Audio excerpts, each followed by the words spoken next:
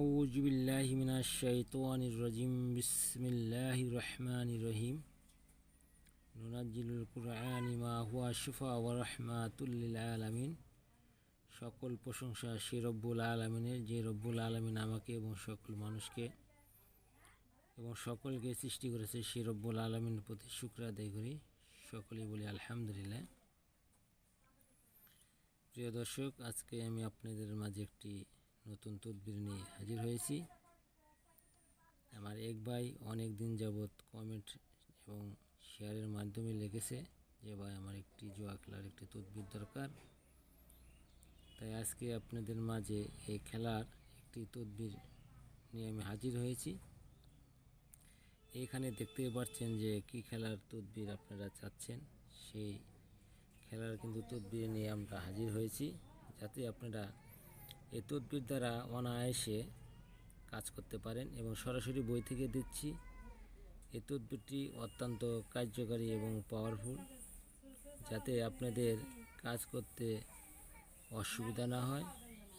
যে ভাই এই তদবিরটি চেয়েছেন সে ভাই এই তদবিরটি খুব সতর্কতার সাথে কাজটি করার চেষ্টা করবেন, যাতে কাজটি করতে আপনার কোনো ভুল না হয়। আর এই কাজটি আপনি নিজে করে নিজে ব্যবহার করে যদি কোনো উপকৃত হন বা আপনি লাভবান হন, তাহলে শেয়ার কমেন্ট করে আমাকে জানিয়ে দিবেন।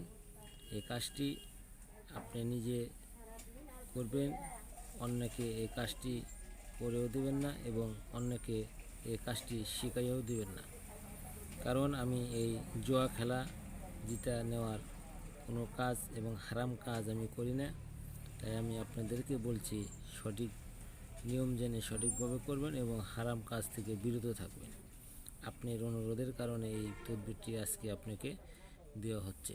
সরাসরি আসেন, বই থেকে এর বিস্তারিত আমরা জেনে নেই। এখানে দেখতেছেন নিয়ম, এমন যে নিয়মটা এখানে দেওয়া আছে এমনও দেওয়া যায় যে জুয়া খেলতে বসে প্রতি ঘরে প্রতিদান তাকে হারাতে হয়। তাহলে নিম্ন কবচ ও দোয়া ব্যবহার করলে প্রতিদিন দিতে কোনো দান মিস যাবে না।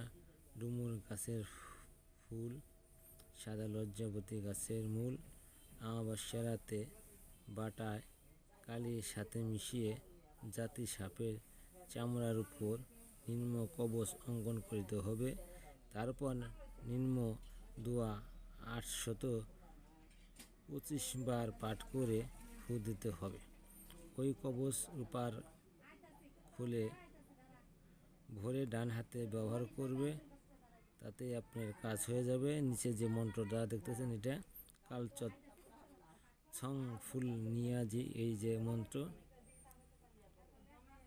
এই মন্ত্রটা আপনারা সঠিকভাবে পাঠ করবেন। আমি মন্ত্রটা বলতে চাইলাম না, সেই জন্য কথা একটু আউড়িয়েছে।